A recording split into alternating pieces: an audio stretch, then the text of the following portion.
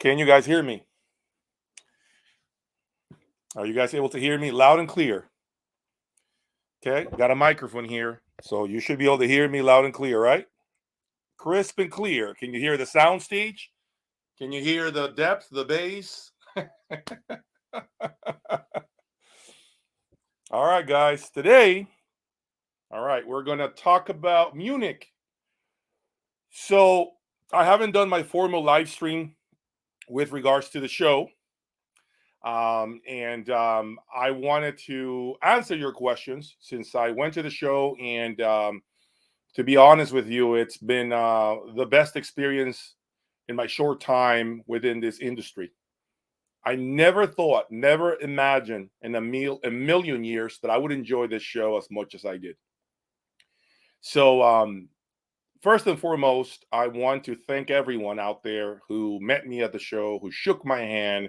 I met a lot of wives. So, wives, I got to tell you, forgive me for enticing your husbands to buy incredible electronics, or your spouse to, from basically, I'm the one instigating this behavior. So I apologize in advance to everyone out there, to all those spouses, but I want to give you guys kudos for supporting your significant others in this insane hobby of ours.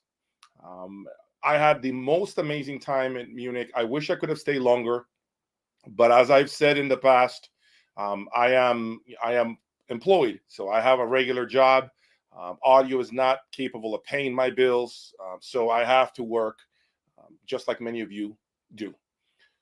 With that said, I want to talk about the Munich show before I start taking your questions. But before I get started, you know the deal. Hit that like button.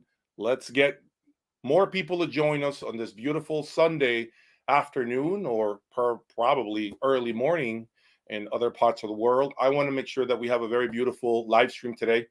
And by you hitting that like button, you're definitely helping me get more people to join us.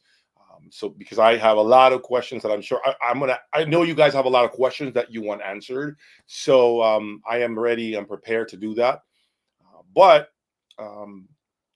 first and foremost, you owe it to yourself. You got to get out to Munich. If you have been around this industry long enough and you are still skeptical as far as which show you need to go to next, the Munich show is it. I repeat, the Munich show is the show you want to go to. Okay? So I know it becomes a matter sometimes of money because it is expensive to travel to a show, the hotel, travel expenses can add up. I'm going to encourage you to get out to Munich. Save your money, put it away. Forget about going anywhere else the rest of the year. Go to Munich next year. It is just unbelievable everything you see at Munich, and I will do it. I probably will do it again next year. All right. So, with that out the way, I want to start looking at some of your questions. If you are interested in making a donation to collaborate to my basically travel expenses to Munich, which I was self-financed, so I paid out of my own pocket. Nobody is paying for that. I did have one amazing subscriber, um, essentially pay for my hotel room. He actually helped me with the hotel room. It came out of his own will, so I want to thank you. You know who you are. I really do appreciate your contribution to my madness. But today, I want to start answering questions. So if you want your question answered, make a donation. I'll make your question a priority and I will highlight in front of the screen so that everyone can read it. Okay? So let me get started. Okay. Let me look at the questions. Which were the best speakers? It's a good question, so you guys can see it. Best speakers out there, in my opinion, there's no such thing as the best speaker. I think there were a lot of great speakers out there. Title, Karma, Zelaton, the Von Stryker Ultra Sevens. I think those are the standouts. But I will say this: I did forget to mention YG Acoustics. They did have a phenomenal speaker at the show. YG Acoustics had an incredible system. So if you are watching this YG Acoustics, I apologize. Should have mentioned you at the show. Um, but I'm a I'm a human being, so I can forget things. What stopped me from liking Rockport speakers? Nothing really. I mean, I just chose what I like best. I mean, it was a good presentation, but everyone has preferences. I never said Rockport sounded bad or anything. That's not any. I've never made that comment. I just, for me, I found other things that were more to my liking. But that does not mean that I dislike Rockport or that Rockport wasn't great. I just chose what I felt really engaged me and was really more of a speaker that I would contemplate for me. That's all.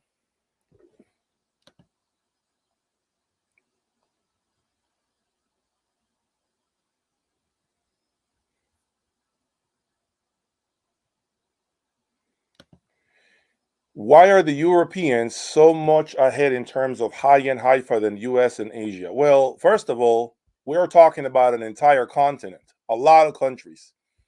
And when we think about the US, we think about the US and Canada, basically. I know Mexico does have Margules audio, I believe. So Mexico does do high end, but I mean, in terms of manufacturing, we're talking about the US and Canada primarily against all of those countries, on the east side, right, of the world. So it doesn't surprise me that there is more advancements and um, there's more innovation coming from Europe and Asia. It's just what it is. There's far more people. There are far more people working on this. So that's one of the reasons why that is the case.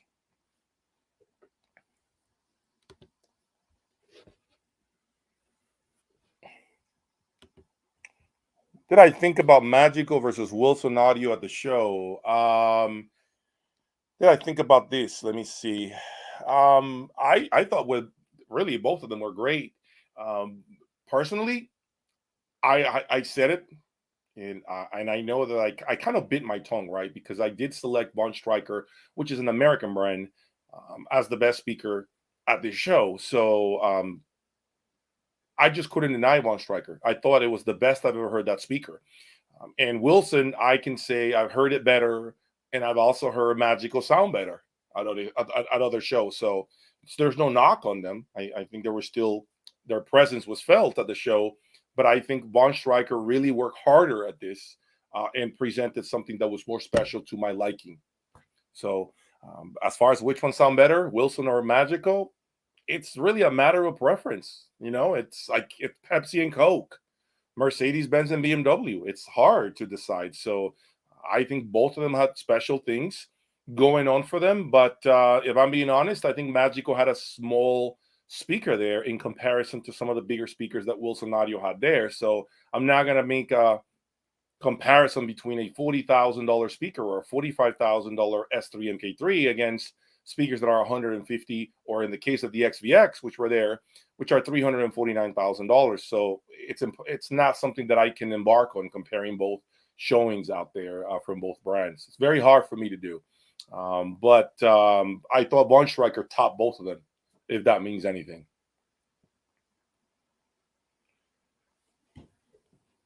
Let me think about this question. This is Karma Display, the EV2. Have I ever heard the lower models? I have not heard the lower models from Karma. Will I still be able to look at the Lampensator in the lab? That's the plan. The plan is to get the Lampensator in the lab when I have a moment. I have spoken to Lucas already from Lampensator, and we did exchange a couple of ideas, and we had a nice conversation at the show. So he's on board. He wants me to try it, and I see no reason why I won't be trying the Lampensator in my system.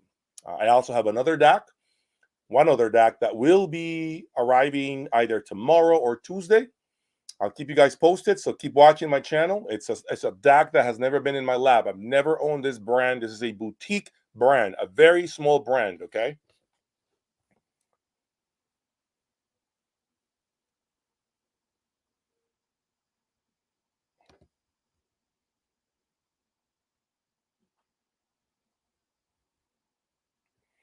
Yeah, I mean, Martin loudspeakers from Sweden to me were not only beautiful, okay, and again, beauty is in the eye of the beholder. Some of you may say it's not that pretty. I disagree. I think it's a beautiful looking speaker, clear sounding, great drivers, a lot of nuance, a lot of detail, never sounding to me anyway veiled or dark or rolled off.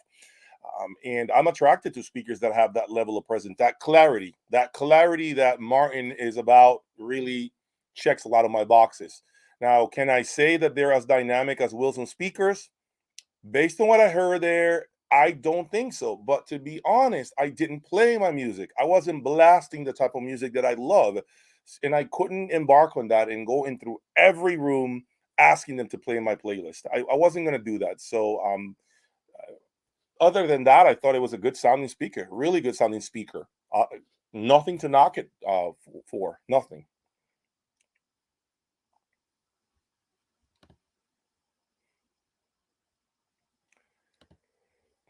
Mark Brooks, thank you so much for that donation, man. Mark, if you have a question, please put it on the chat and I will highlight it, okay? And I'll answer your question right away. Thank you again, Mark. I appreciate that support.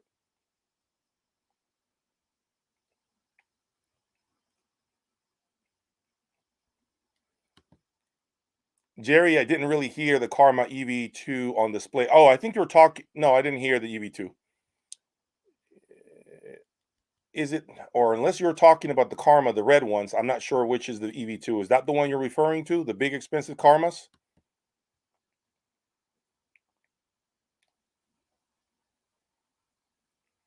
Let me see. I'm reading your questions and I'm selecting the question that I want to highlight. So bear with me right now. I think the esoteric NOXD is probably one of the most surprising DACs or streamers that I have owned this year.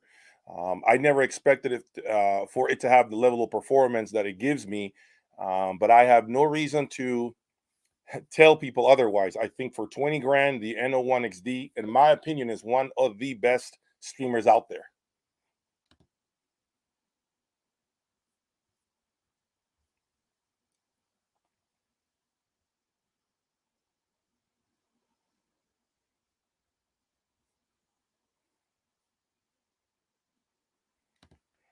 I believe I did see SME turntables. I did. Okay.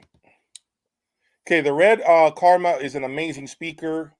The Veyron speaker is an amazing speaker, to be specific. I loved it. Amazing looking speaker. Eye of the beholder, as I mentioned, beauty is in the eye of the beholder. So for me, it was one of the best looking speakers at the show. Sounded great, very romantic, very delicate. The only thing I couldn't measure was the dynamics, okay, because of what they had connected. And excuse me, because of what they played through the system. I couldn't really gauge how dynamic that speaker was. But I don't, I mean, I have no reason to believe that it's not a very good sounding speaker and has enough, dynamics to surprise most of us. Now, the asking price is astronomical. 450,000 euros is a lot of coin. I don't see myself getting that speaker. It's just too much, man. It's way too much money for me. If I do Karma, it will definitely be something more affordable.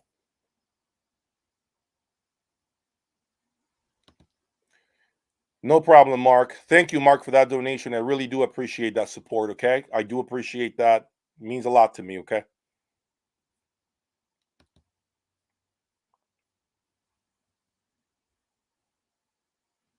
Okay. So, one thing that I can say is I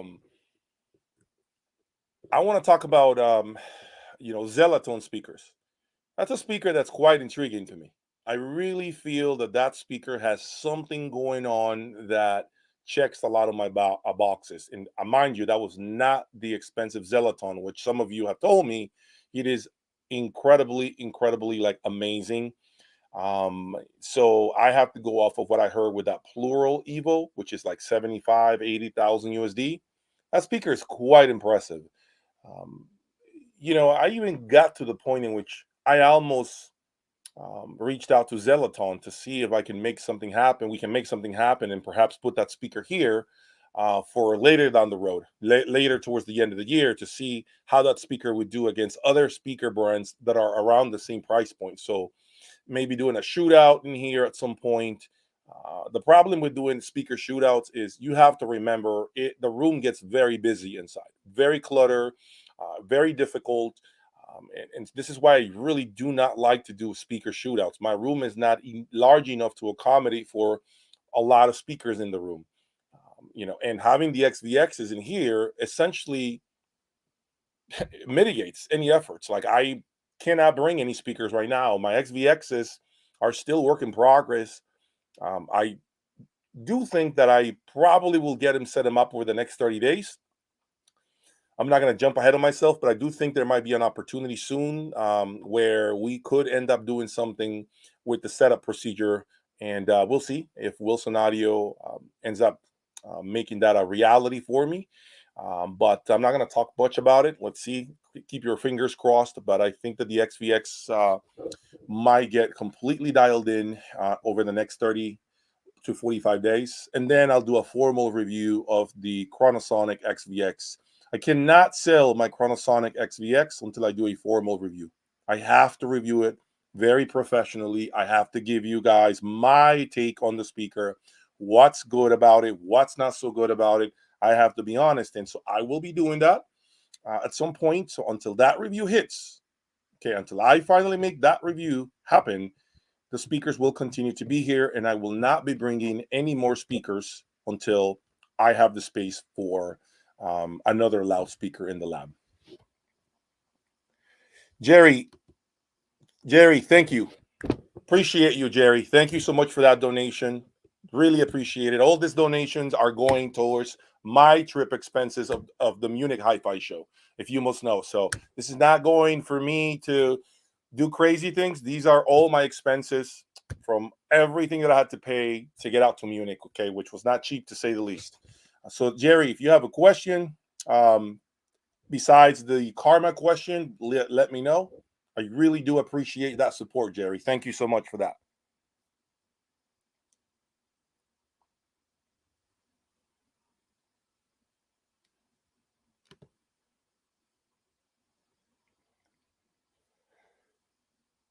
The latest name mono amps. The name gear, I didn't really get a chance to hear it because I know I'll hear it in the United States. So gear that I knew I was going to hear later this year here in the US, I never really stood in front of for too long because I'll get to hear it again here. So I was trying to locate gear that I know is never going to be showcased here in the US. So I didn't spend time with Name or Focal or anything like that. I'll get to see that in the US again, I'm sure, this year.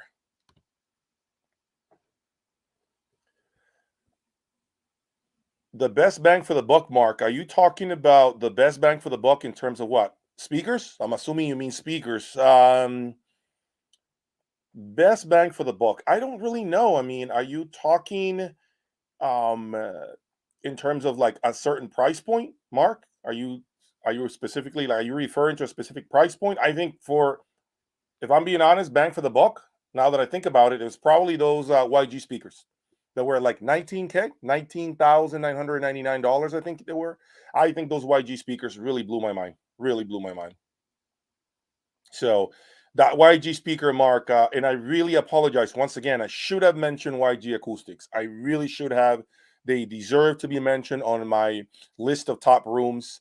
I really love what that speaker did. Thank you, Mark. Once again, I appreciate that support. Thank you so much.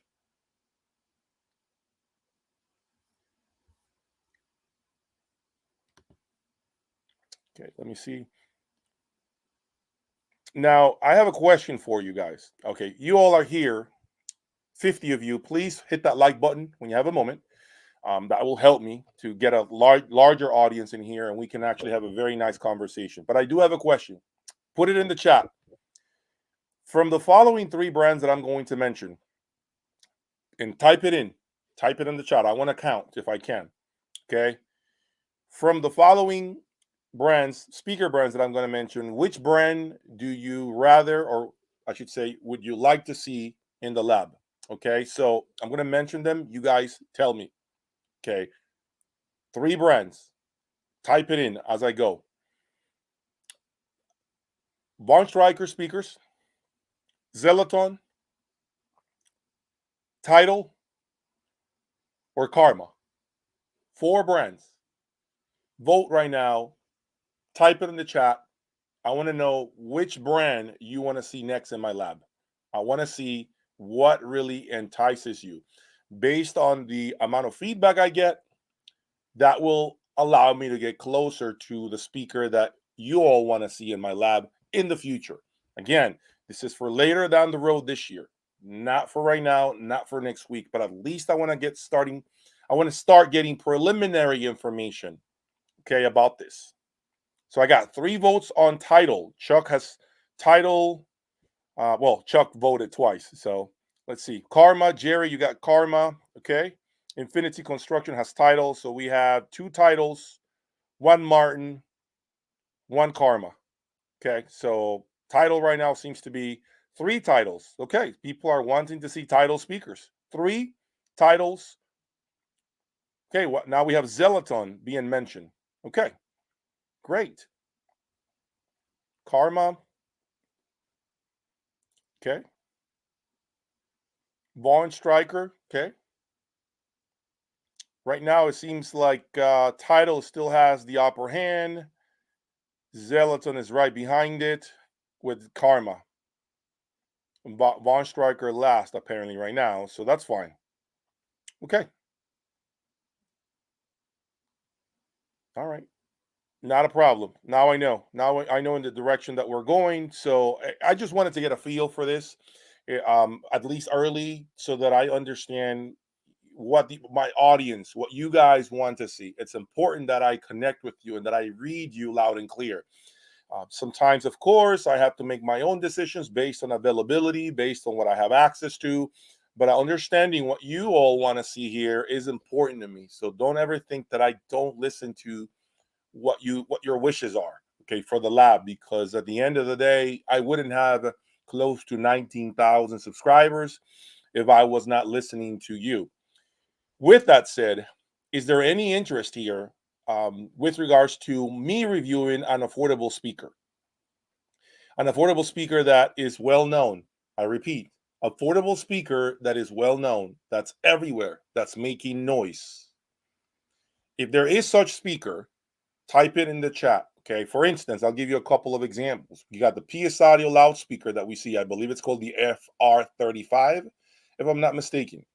Then, of course, we have the other loudspeaker from Source Point 8. I did the 10. There's a Source Point 8. So those are 2 speakers that have a big audience. Okay. Can you think of more speakers that are as marketed as those 2 that you may want to see in the lab that maybe I am not thinking about? Type it in the chat.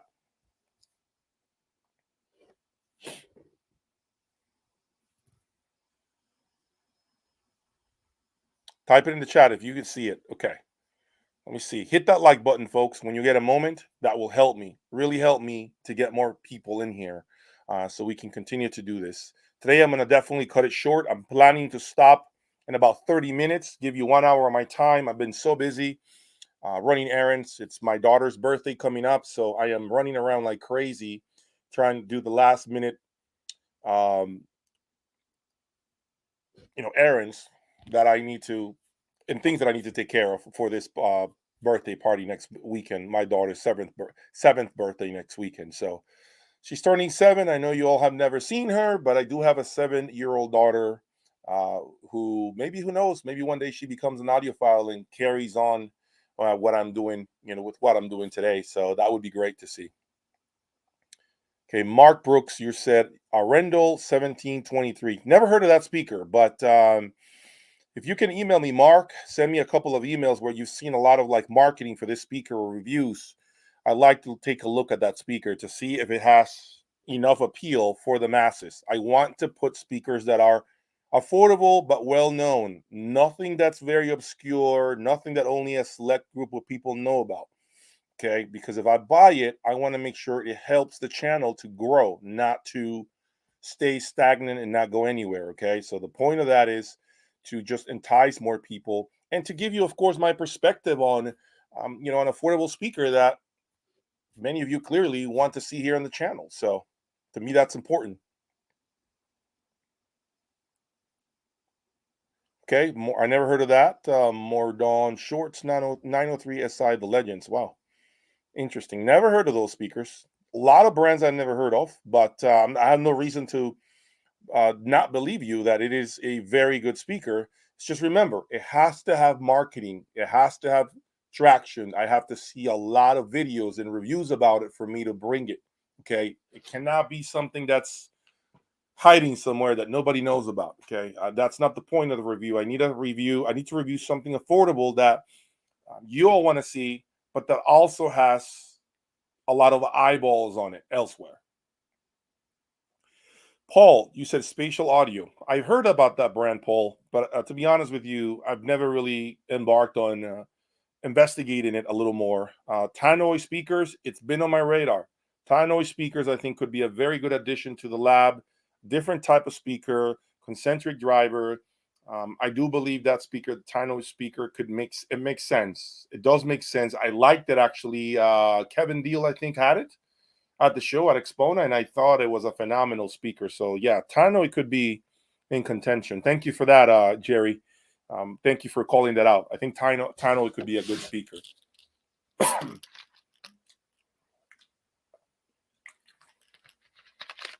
Okay. Let me talk a little bit about what we got going on in the lab soon. So, Claris's.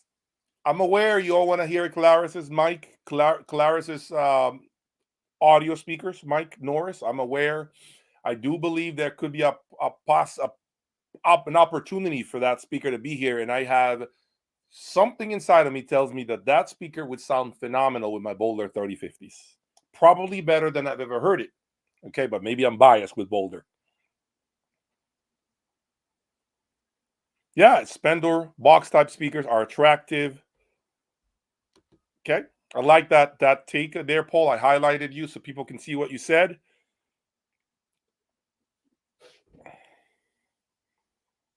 Okay, so the Arendal. Do me a favor, if you have a moment and you're suggesting a speaker that makes sense for the lab, okay, send me an email. You know my email, jaudiolab@gmail.com. Send me links where I can see coverage, where I can see a lot of reviews. Okay, the more eyes I see on this speaker, based on the links you send me, the more enticed I will be to try a speaker that clearly is making a splash. Okay, if I am going to spend money on affordable gear, it has to make sense. You know what I'm saying? You guys understand me. So as long as it makes sense and it has a lot of press behind it, I'm willing to give it a shot.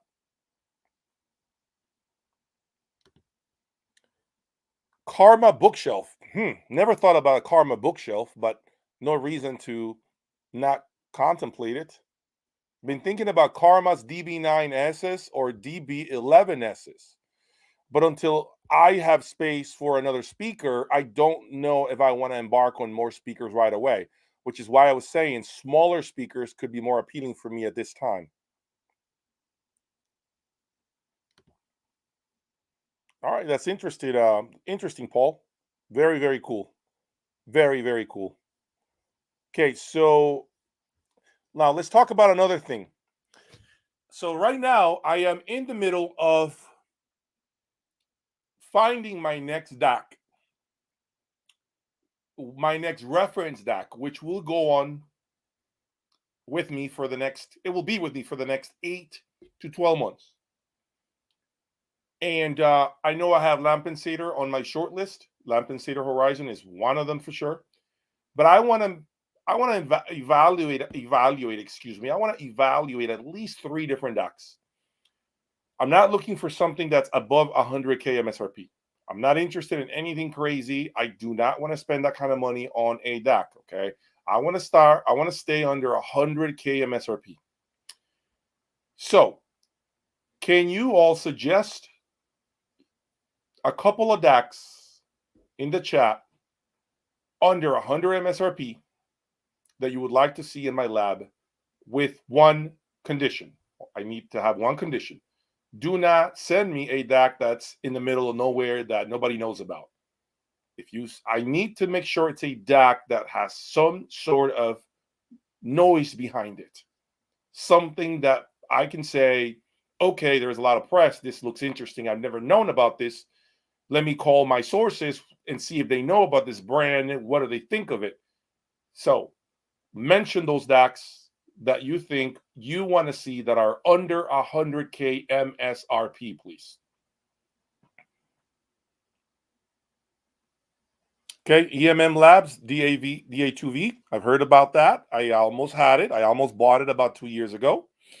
The Horizon mic, yes, absolutely. Horizon seems to be in contention to come into the lab, no question about it. So I have also contemplated the Esoteric. That's another one with the matching I think it's PS1 power supply, I want to say, or PX1 power supply. So yeah, the Esoteric with the K1X, I think it's called, the transport with the DAC built in. But I would like to contemplate another DAC. Like to think about another DAC under 100K MSRP that has enough of a following, that has been making noise. Can you all recommend one? I can't think of another one. I have 2, maybe 3 in my head. There's got to be more out there that I'm not thinking about. So I'm essentially leveraging you all, and let's see what you guys come up with.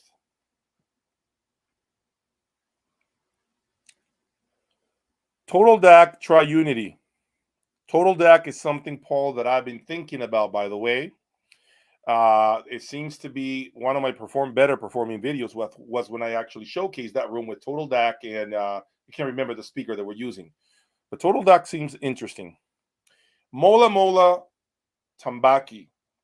A lot of good feedback on this DAC. A lot of good feedback. And you know what, Mike? Thank you for that. I think the Mola Mola could be a good DAC to have in here. The Mola Mola Tambaki. I think a lot of people want to hear that from the Netherlands. I had their preamplifier in here, the Mola Mola Makua. It was here briefly. I liked it. I thought it was a great preamplifier. I did not formally review it. I didn't have the opportunity. I got caught with a lot of shows, traveling to Germany, and then, helping out with the consultation service, answering emails. I could not get the time to review the Mola Mola Makua preamp, but I do think that the Tambaki DAC makes a lot of sense for me. So maybe I will be doing something with this DAC, this Mola Mola DAC, at some point, if I can just make a couple of calls and see if I can get it in here. But I do like that idea of the Total DAC, Paul.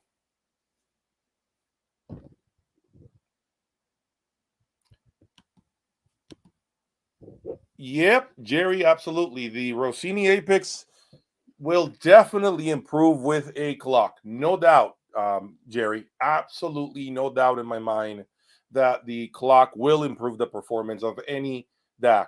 I will repeat it again in case you guys were not here over the last few weeks, being part of my live streams. You must always consider a clock with your DACs. It is a very, very noticeable improvement over not having a clock. Okay, the clock will make things sound more organic. The instrumentation will sound more real. There will be more density. There will be more of like this sense of realness that you don't really get to understand is missing right now with your DAC without the clock until you add the clock. So whatever DAC you have, of course, if it comes with a built-in clock, you're good. But if you can buy the external clock with your DAC, you must do it. The clock makes a significant improvement. Okay, don't let anybody tell you anything different. Clocks are absolutely a must for a lot of DACs out there. I want to say for all DACs, but I think probably not for all DACs, because some DACs are too cheap to really make a huge difference. But I think if you have a quality DAC and you spent enough money, you are going to be absolutely floored with what a clock does. So do not overlook the importance of a clock for your DAC. It makes a positive improvement.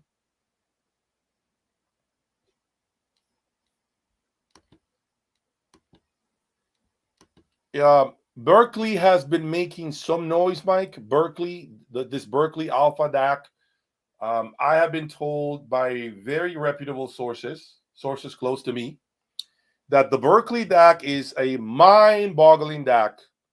This $30,000 DAC that they have has been making a lot of noise inside the lab behind the scenes. I've been getting a lot of reports from people that are very knowledgeable, that cannot go public, that cannot be on YouTube, cannot be on forums, saying that this Berkeley DAC, they're top of the line. I do not know the model number, which is 30K. I've been told behind closed doors it is a killer DAC for the money. And some are even telling me that this DAC is supposed to be far superior and DAC's costing 3 times its price point. Is that true? I have no way of verifying that because I have never had Berkeley. But this information is coming from very trustworthy sources close to me. So they have no reason to lie to me. And they even offered to send me one for me to hear what they're hearing.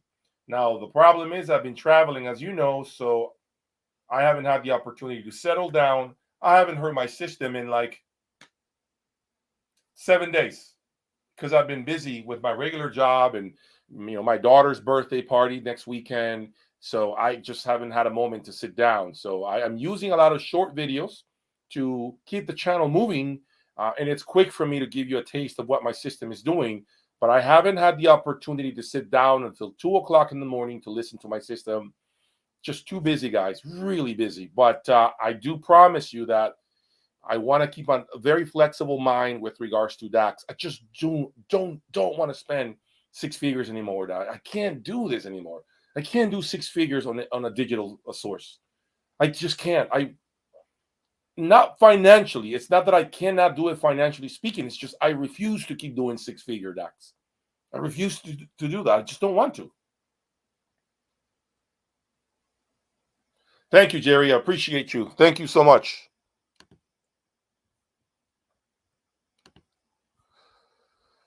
This speaker, the Amphion Krypton speaker made in Finland, I may have seen it, to be honest, but there were so many brands that I've never heard of that they just went right over my head. There were so many brands out the show. Way too many brands. The CH Precision DAC, I actually met the top guy at from CH Precision at Munich. Someone introduced me to him. I didn't get really very personal. Like I didn't establish a conversation with him, but at least I got to talk to him for 2 minutes. It's not a brand that I'm opposed to hearing. Excuse me. It's not, but I don't know. It's just, the conversation hasn't really taken off and we haven't really put together a plan to see if we can make a CH Precision appearance in my lab.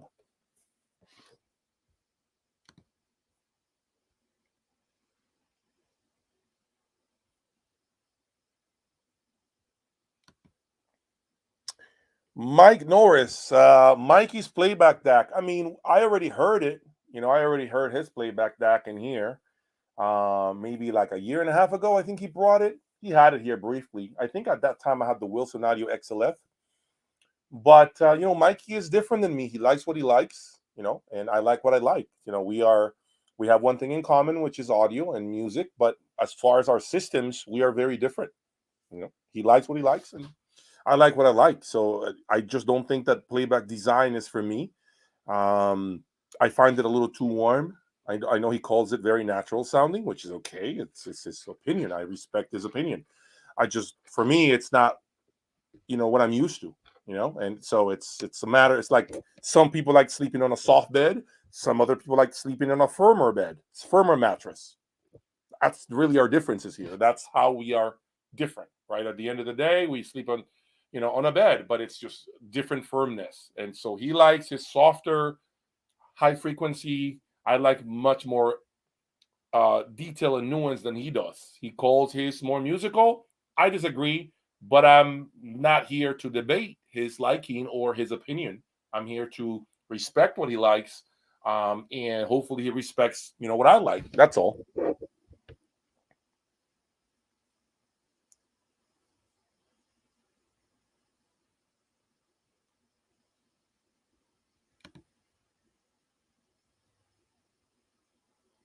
Total Dot uses real tapes for reference as of date.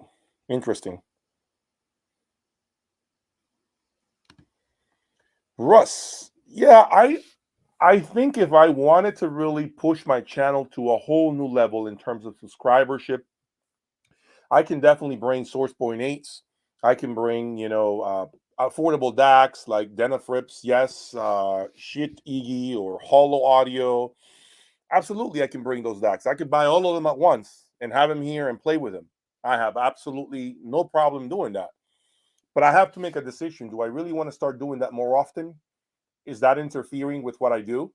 I mean, you are all my audience. You should be able to tell me. I mean, is that going to make some of you guys upset? Are you all going to get angry because if I start bringing occasionally like affordable stuff like that, is that going to turn some people off and they're going to start unsubscribing? I'm having a very, very valid conversation here with y'all. I wouldn't want to start losing subscribers that I have worked so hard to keep engaged on my channel because I'm starting to review a little more of the affordable gear. That's a good question for amongst yourselves. I mean, if I start doing more affordable stuff, are some of you all going to just say bye-bye? Because I've been known to be the ultra high-end reviewer on YouTube. The only person doing ultra high-end is me on YouTube anyway. So I don't want to start losing you all because I'm starting to play with more common brands that are all around YouTube. So it's a question that I present to you. Is that going to make you all unsubscribe? If I start bringing, again, the PS Audios, the Denafrips or Source Point 8 occasionally? Good question, right? You tell me.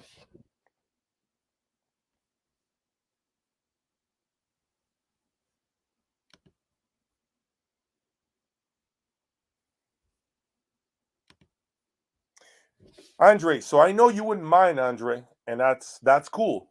You wouldn't mind. The problem I have, Andre, and maybe you can help me, is when others get mad and they unsubscribe. I can't fight everybody, and I'm not about to do that. So maybe kind of showing me somehow that, hey, no, we want to hear you. Yes, do that. Also bring more affordable stuff here and there. Don't just live with this level of gear. Give us a taste of the more affordable stuff so that we want to know what you have to say, because you, Jay, live with crazy stuff as it is. But coming from you, maybe it means more, Jay, because your reference point is high, and now you're talking about a reference point that's much more affordable and that many of us can afford. I'm cool with it. I can do all of that. I would have no problem doing that. But I just want to make sure, I want to make sure that I don't lose my subscribership because I'm doing more affordable gear. So it could be in the comment section, right? When you are all commenting on videos, kind of having my back, right? Having my back and saying, "Hey, this is awesome. Keep doing more of this. Thank you." Because when you do that in the comment section, maybe those that are still hesitant about staying as a subscriber or leaving can read comments that are like that are positive, and they can come back and realize, oh, you know what, I was going to unsubscribe, but I read the comments, and you know what, that makes sense what that guy said. Let me stay on because it makes sense, right? That helps me. The narrative that you guys create, the positive narrative that you guys create on the comment section, helps me to retain my subscribership. So remember that as I'm doing more different things, your positive comments are great so that those that are skeptical and that have one foot out can actually pull it back in because of what you all are saying in the comment section, the positive feedback that you're giving me.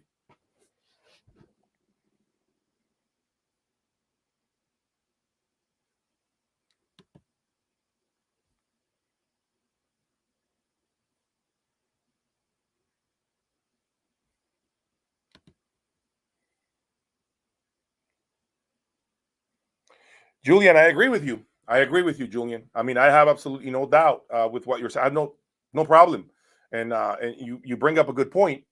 But remember, the battles that you help me fight on the comment section of every video means a lot because we help maintain focus and make sure that others who are on the fence don't leave the channel because I'm doing more affordable stuff, right? So positive feedback helps.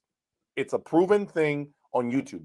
When good feedback is given about a video that I have made, it makes the viewership stay on board and actually be influenced by the good things that are being said on videos. That is a fact with YouTube.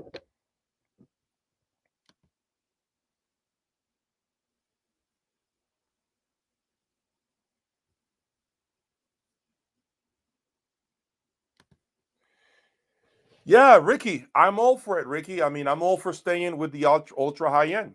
Ricky, I have no problem staying with the ultra high end, but I'll be honest with you here. I'm gonna be honest, and this is a good point here, Ricky, um, that you have to take in consideration. Okay, if I want to grow and I want to have a larger audience, one thing you can just trust me, okay, on I got to do occasional affordable reviews, affordable equipment reviews. It brings more audiences to my channel. The ultra high end is very small. It could take me 10 years to get probably to 40,000, 50,000 subscribers.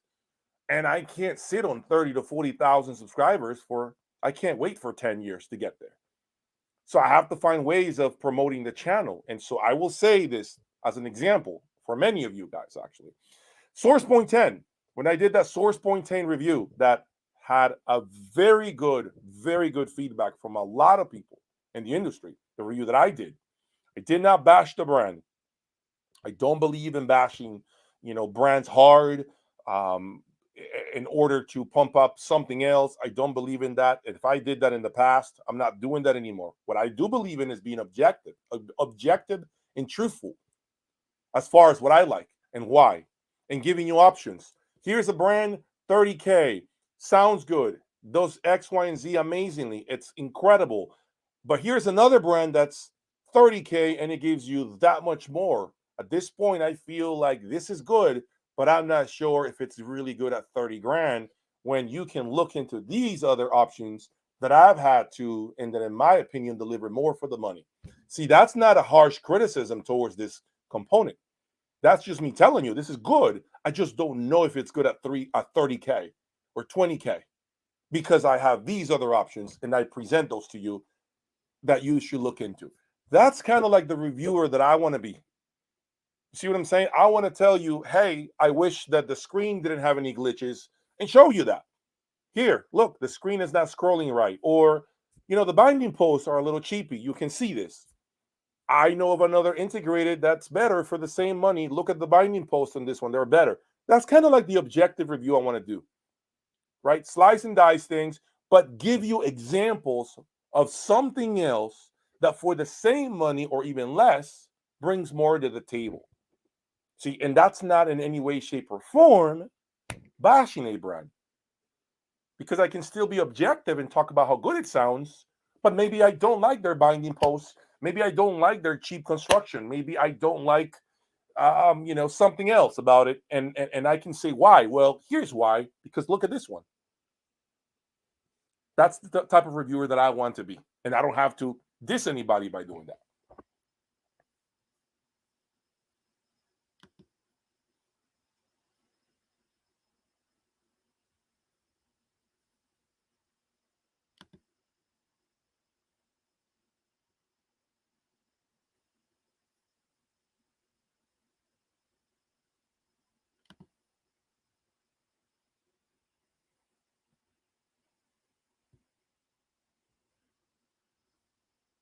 Yeah, Paul, I agree with you, Paul. I totally agree with this comment that I have on the screen right now, Paul. I agree 100%.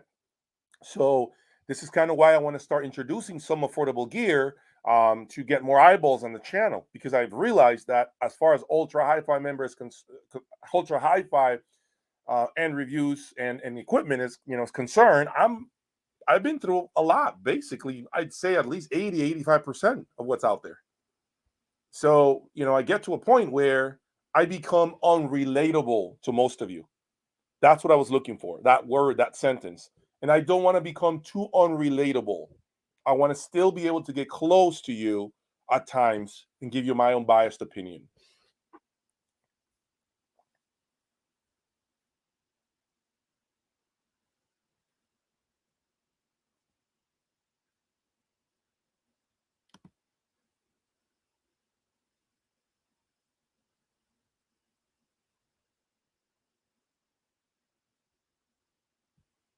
It's a good point. That's a very good point, actually, that there might be more subscribers. By the way, thank you for bringing that up. If you care to be part of my members only section of my website, Jay's Audio Lab, please consider it.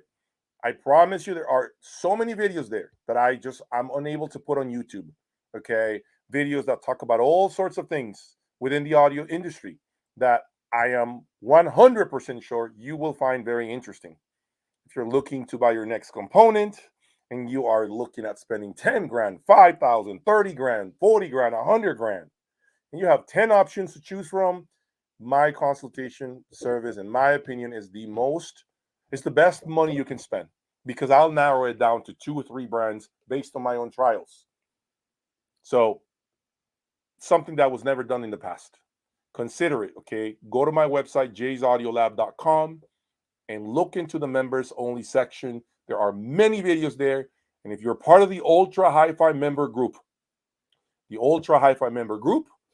right now, they're on my phone on WhatsApp, just so you know, real time with me, 24/7. I send these guys videos from everything, even from yesterday when I was buying a truck.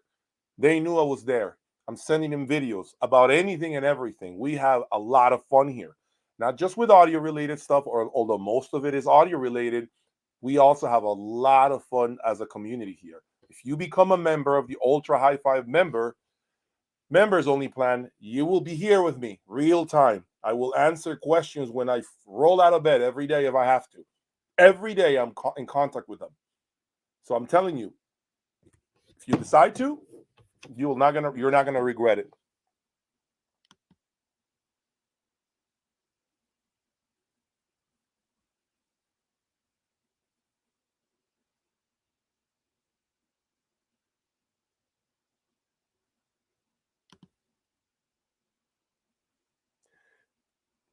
Appreciate you, Chuck. Thank you for that comment, man. Really do appreciate it. Thank you for believing in what I do. Um, I've said it time and time again. I just don't think there's going to be any YouTuber out there that's going to embark on what I do as far as showcasing the ultra high end the way I do. And so I see that changing anytime soon? I don't think so. It's been 3.5 years. I'm still waiting for another Jay to show up and show with actual footage the ultra high end behind them, things that they buy with their own money and they talk about. It's hard to do. It's very hard to do. I don't see it happening. It's too much money, number one. And number two, anyone who has the money to buy these things or the Boulder or MSB, these are people that are in way better financial position than I'm in and don't have the time to be making content, free content. They don't have any time for that. They're traveling the world with their spouses. They're enjoying their systems. They don't have anything to prove. So this is why I don't see anyone doing the ultra high end by me. So as you continue going forward with me, I have a lot of plans and a lot of ideas in my head that I hope to make a reality.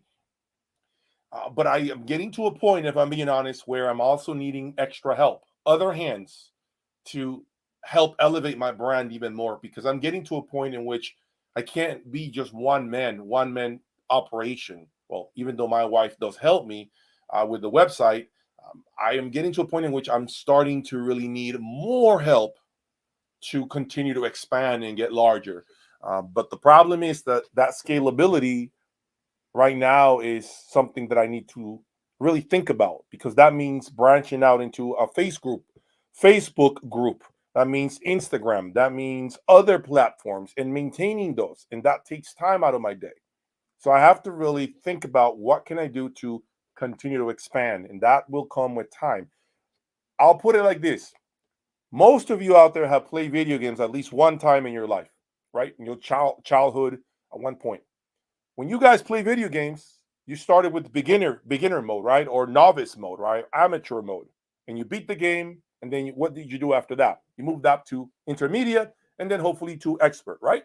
That is the same thing. I'm already done with the beginner mode. I'm ready to go in to intermediate. Intermediate requires a lot more bandwidth from me, a lot more effort. Sometimes I don't have the time. So that's where I'm at. I'm already wrapped up with the beginner's mode or amateur mode of this. I'm ready to go into intermediate.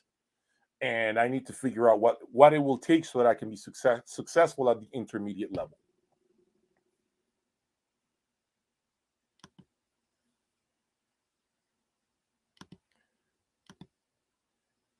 No, I have never been into headphones, just regular headphones for the gym, to be honest with you.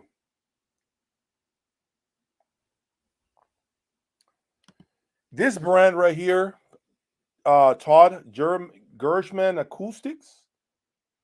You know, that brand right there, I heard it at the show. I was very impressed by it. That the lady that promotes that brand, I have spoken to her briefly, and I was thinking about bringing her on my channel to talk about her life when it comes to the audio industry, to see how it got started, how she got involved with this.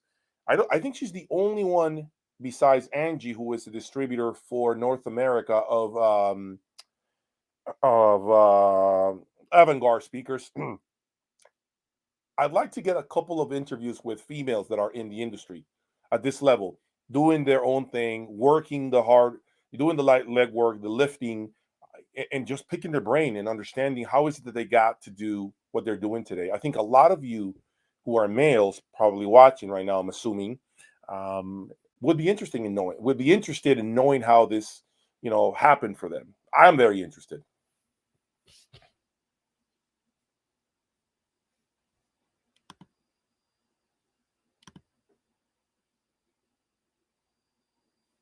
Well, keep in mind, Anthony, and everyone else, you guys are asking me for affordable stuff, but I do have technically an affordable DAC, the esoteric. That's 20 grand. In this room, that's considered affordable. Although I know it's not, but it's considered affordable. So we do have an affordable component right here.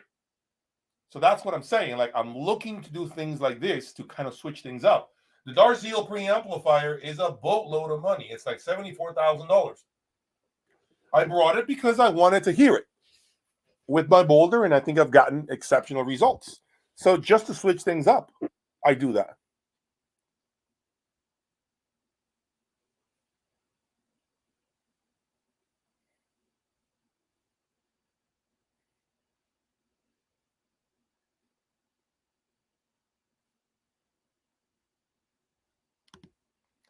Thank you. Appreciate your collaboration, your contribution, MD Chas. Thank you for that, man. It means the world to me. I really do appreciate that support. So, yes. So, good question. Any new brands? I'm going to talk about this before I go shortly. Any new brands that I discover at Munich? Okay. Hear me out. There were a couple of brands that approached me at the show that are interested in penetrating the US market. They watch me on YouTube. They like what I do. And so they wanted to present me with a lot of their components, a lot of what they build today, and see how we're able to make something happen. Is it possible that I can help them do so? So there was a lot of that. To be honest with you, a lot of that happened behind closed doors. I got to hear a lot of systems that I've never heard of before, brands that, by the way, look phenomenal in person, incredible construction, incredible parts, big, heavy Class D amplifiers with enormous power supplies, capacitors that are like top end capacitors, like incredible design. I got to see some of those over there behind closed doors that were not even at the show. They were at the small show at the Marriott Hotel, which is where I stayed. And they're trying to enter the U.S. market. They're trying to find distribution. They're trying to find someone that can expand their brand. Well, here's the problem, okay? And I was very honest with them. Some of them are selling amps that are $150,000. Now, do they sound good? Yeah, they sounded great. Do they look the part? They look amazing, heavy, big, beautiful, incredible in construction inside and out. They had hoods, like the lids open of a lot of these amplifiers, and it looks like it was solid construction inside. So my criticism and my constructive criticism was, and I told him this, you can't come into the US with a brand that has monos that start at $150,000 and you've only been in business for 2 to 3 years.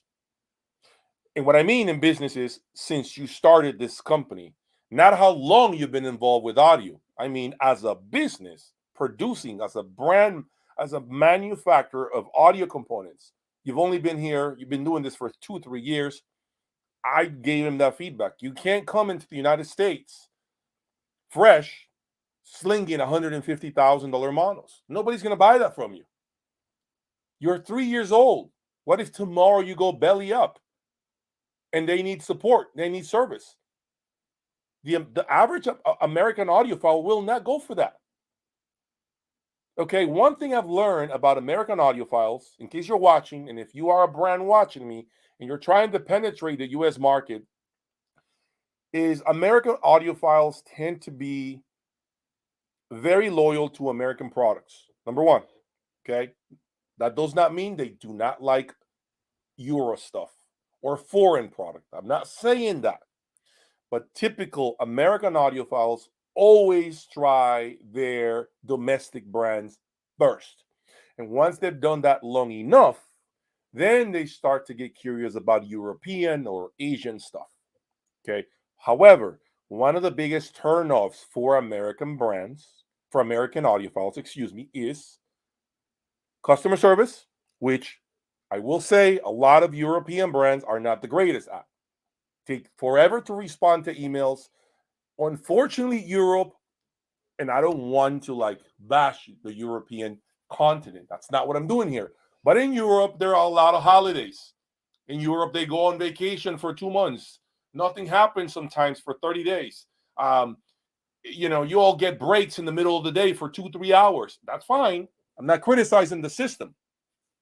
What I am criticizing is American audiophiles want answers right now.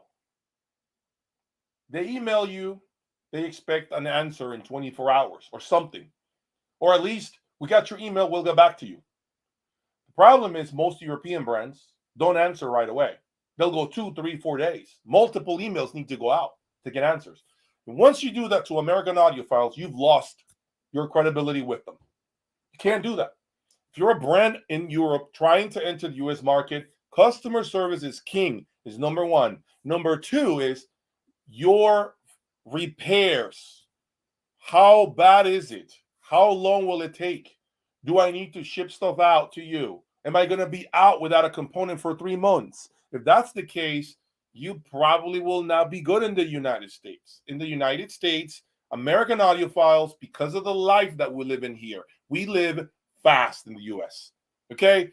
People literally wake up at 6 o'clock in the morning and they don't go to sleep until midnight. You are on the go. There's no 2-hour breaks in the middle where we shut everything down and everyone is taking their lunch break, or there's taking naps in the middle of the day, or there is none of that in the US. There is absolutely none of that. In the US is go 100 miles an hour at all times. If you do not stay like that, you get left behind. It's just how it is. It's the system in here. So American buyers want answers. They pay. They have no problem. Yes, there's a lot of money here in the United States. There is a lot of people with money here that can buy tons of audio. But their biggest fear is, when I pay you, how are you supporting me? And if they feel uneasy about that, forget about it. You've lost your footing. So when you make $150,000 monos, maybe you've only been here for in the industry for 2 years, That's a hard pill to swallow, even for me. Even if you told me I'm going to give it to you for $50,000, Jay, so you can try him, I'm not interested. I'm not paying you $50,000. You don't have a brand record. You're not a brand. You can't be charging, Louis Vuitton prices on a bag that nobody's heard of. That's my problem. And so when I was there, I was approached so much by these brands, but they all came at me with expensive stuff, which is okay because I understand I'm the ultra high end guy. I get that. But my fear is it's hard to penetrate this, and they need a lot of help. And I'm not saying the product is bad. Look, that's not what I'm saying here. What I'm talking about is a combination of the reliability of the product. Of course, the performance is number one, but also you have to be a realist. You are not going to beat the American brands when you're charging that level of money and your price at the same price as an American brand. It's hard to take the American audiophiles' money. It's very hard to do. It's very difficult to do. Nobody is leaving. For instance, I'll give you an example. Okay, perfect example. And this is not a knock or a diss on any brand. This is just an example. Here in the United States, most audiophiles would rather buy this right here, the XVX, at $350,000. Then if you sold them the Karma Veyron, which is 450 euros.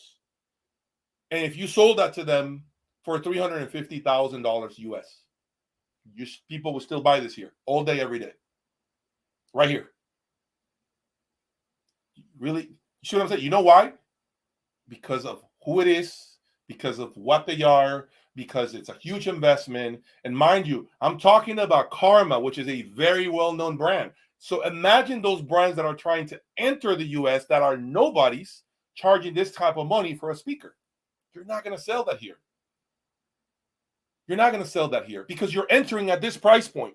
You can't compete with this at this price point unless you're another brand that's established here in the United States and you have solid footing. You have an operation. You have facilities. You are a big player. Then, yes, you can sit right next to Wilson or Magical or Von Stryker and have a discussion as far as which speaker that person would rather own.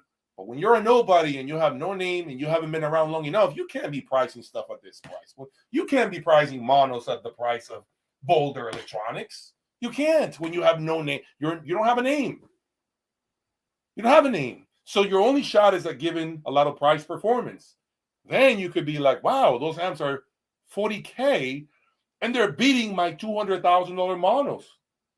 Wow.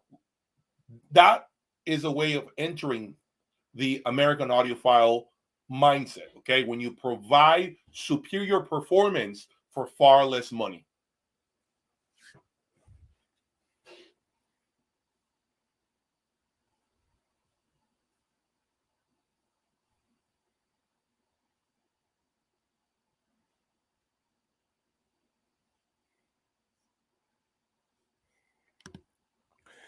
Thank you, Gary. Gray, thank you for the donation. I really appreciate that. Thank you again for that support, man. It means the world to me. Really appreciate this. Let me answer your question. Is the S7 Magical worth the difference versus the Sasha 2 with subs? Yes, absolutely. I think that the S7 is another level above the Sasha 2 or even the DAW. Okay. I think that the S7 is more like in the same feel as, let's say, an Alexia 2 or the Alexia V. So yes, the S7, it's just, you know what it is? Like you can't compare a Magical A5 against an Alexia, for example. It's different categories. You see what I'm saying? Both of them are great, but you're talking about a component in the Wilson lineup that isn't necessarily competing against an A5 Magical. That's targeted towards S7 or even the M3 or maybe even the M2. So you're comparing the Sasha 2 against the S7. Yeah, the S7 is a higher reference point, okay, than the Sasha 2. So absolutely, even with subs, it doesn't It just does more. The S7. It does. It's a very fast sounding speaker. One of the greatest magical loudspeakers I've had here in my lab was indeed the Magical S7. Um, and but it needs power. It needs a lot of gray Boulder electronics is what I would recommend with the S7. I think that's the best performance I ever got out of that speaker. Was probably the 3060 Boulder with the matching preamplifier, or even the 2000 series Boulder electronics. I don't think you need subs, if you ask me, with the Magical S7. But if you have a large room and your room is huge, tall, deep, you may need subs if your room is that big. But for average room sizes, I don't think you need subs with a Magical S7. I'm not saying that subs are not beneficial. Subs are clearly beneficial. That's not what I'm saying here. What I'm saying, because the subs are always going to give you more transients. There's going to be a lot more layering. There's going to be a lot more information that the subs will reveal that speakers typically don't do. Well, most speakers, not all, but most speakers. So yeah, there's always benefits to having subs. But I think that I'd rather skip a Sasha 2 with subs and go straight for the S7, knowing that you're going to have to spend great money on amplifiers with the S7, okay? The S7 benefits from quality watts, and I recommend Boulder Electronics for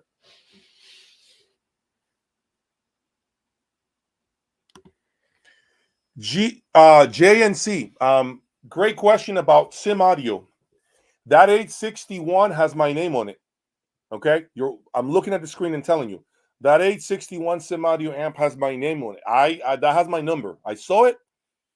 I have a gut feeling this is a new amplifier design for Sim Audio. In case you do not know, the 861 is brand new design. It's not the same design that they have done with the 860 version 2, and it's not the same design they've done with the Sim Audio 888s.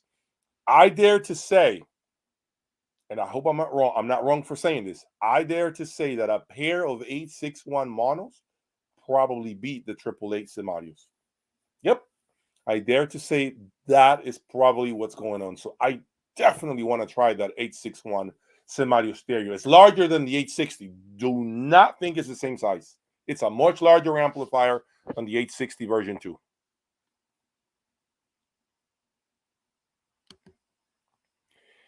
Yeah, I am thinking at some point I'm going to try the Griffin 333 integrated. At some point I am going to have to, no doubt.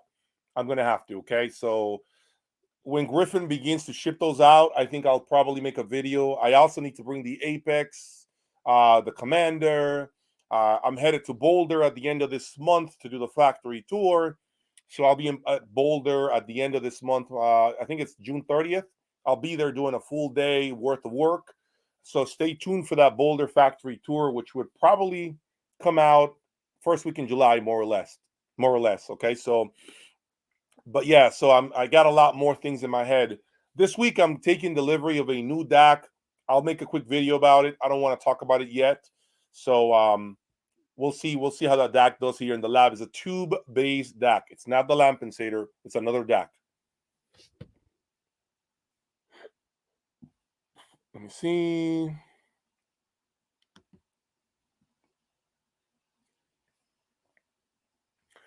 Todd, I don't think there was a system at Munich, in Munich, sorry, that sounded better than mine. But I'm biased. And also I have not maximized, but I know my room. No. But I think that's a matter of the rooms, I think that's a matter of how systems sound and the power, the quality of the power. So I can't say that there isn't a system that sounds better than mine. I'm sure there is one in Munich that sounded better than mine, but maybe not under that environment. Okay. So maybe if they accommodated it somewhere in a store, in a different building or a different room, maybe. But I didn't hear it at the show. I didn't hear anything that was better. I heard a lot of things that had potential to be better. Yes, but I didn't hear anything that was definitely better at the show than what I have in here.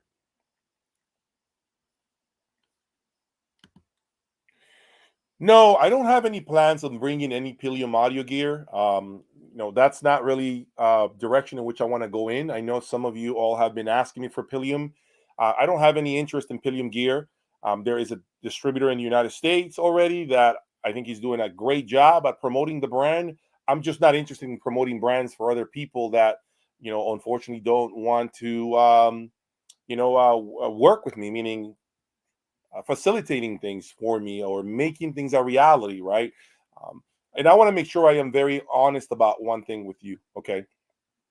Um, and maybe this is the last statement. Maybe this is my closing statement.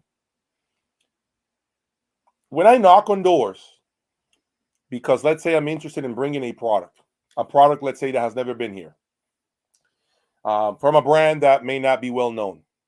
As an example, Pilium.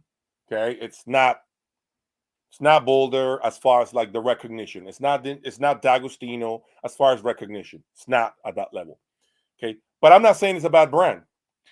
However, when brands like this exist, and I see narratives created on forums, and it piques my interest enough for me to text people or make calls and ask to see if it's possible for me to evaluate that component and bring it into the lab, but I get no support, no help.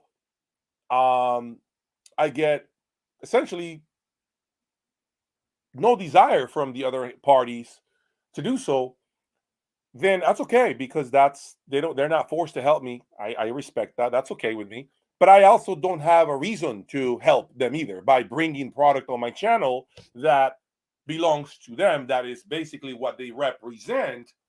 And yet they didn't bother to help me when I came knocking, asking to evaluate such component. And they basically said, we don't have any, or they are selling so much like pancakes at IHOP, and so we never stock in, so we can't let you review any, Jay, at this time. No problem. I get it. Hey, listen, I understand. I have no reason to, battle that statement. But at that point, if you don't make an effort, if you don't tell me, let me make some calls, let me see what I can make happen. Certainly, I think we would love to be in your lab and see what you think of us or think of this brand that's from overseas. If that's not happening and I've knocked on your door asking, then I move away. But at that point, going forward, I have no reason to highlight you no more. So if I buy a component, okay, that belongs to brand X, and I've knocked on that brand X's door 2, 3, 4 times, and I've always been told excuses as to why they can't let me have that component for evaluation. Now, mind you, remember what I'm saying. These are brands that are entering the US market, trying to penetrate it, not established brands like Wilson or Magical. I'm not talking about the established brands. I'm talking about small brands that are starting to make small, chatter around, right? Okay. And their reaction is they're kind of like, oh, we're selling so much, we don't have any. Well, if I end up finding that component someday through a lot of my sources and I buy it, I don't have to make a review about it.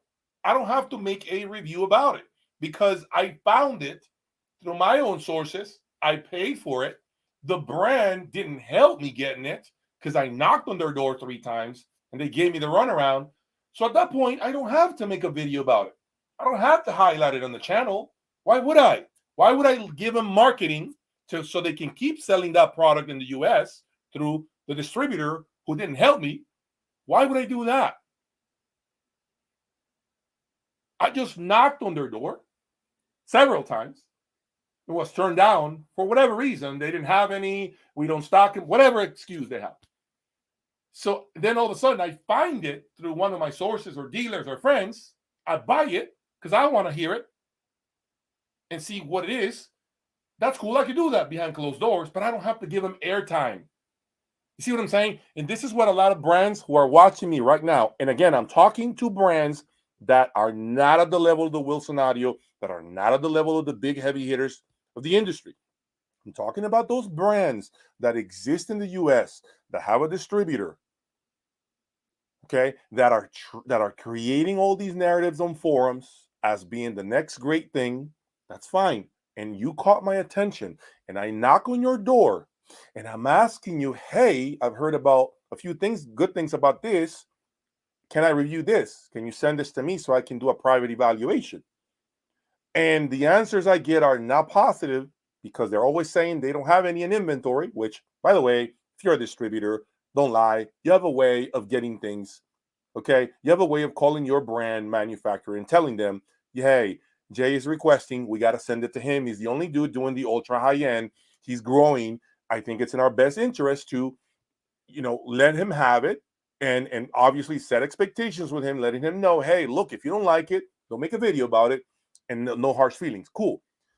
If you're not at least trying to help me when I'm knocking on your door and you're not a well-known brand in the US, okay, what I'm going to do is I'm going to find the component, find it through my multiple sources, buy it, but I'm not going to talk about you. I'm not going to give you my time. I'm not going to give you airtime on my channel. I don't have to, because at that point I'm the idiot. I'm the one working for you. You literally told me, you gave me no help, and now I'm going to help you with my channel to get more exposure. You see what I'm saying? You see how one hand washes the other? That's what you have to understand. That's what distributors, if you're in the US and you're watching me, you need to understand that. It's dumb. When I come knocking at your door asking for something, it's because I've gotten a lot of this through a lot of sources. So now I'm curious about your product. And I want to bring it in here to listen to it and see what this is about. But if you don't give me any help for whatever reason, I'm going to buy it. I'm going to talk about it behind closed doors, but I'll never give you airtime. I have no reason to do so because you didn't help me. Okay? I don't have to.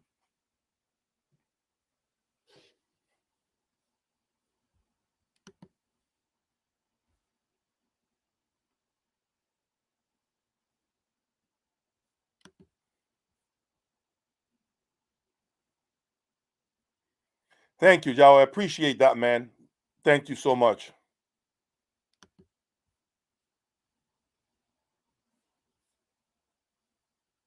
Yes, great. That would be fine. The S7 with the 900U monos would be great, but I would buy the M10Xs if you could eventually get the M10X Luxman, I would do that.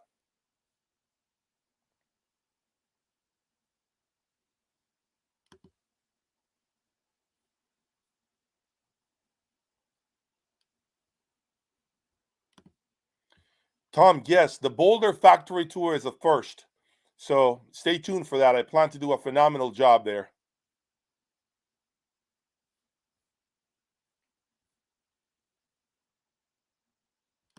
Stanheim was great. I thought it was one of the better rooms. The reason why I didn't highlight Stanheim with Darziel, quite frankly, I should have highlighted it. I really dropped the ball. I should have talked about it, at least, mentioned it as one of my honorable mentions. But I just thought the Stanheim here in the US with the VTL was a much better setup for me. For me. So I didn't have it in the running as one of the top rooms, but that doesn't mean it wasn't good. It was good room. I just thought here in the US at Expona 2023, to me it was a superior presentation.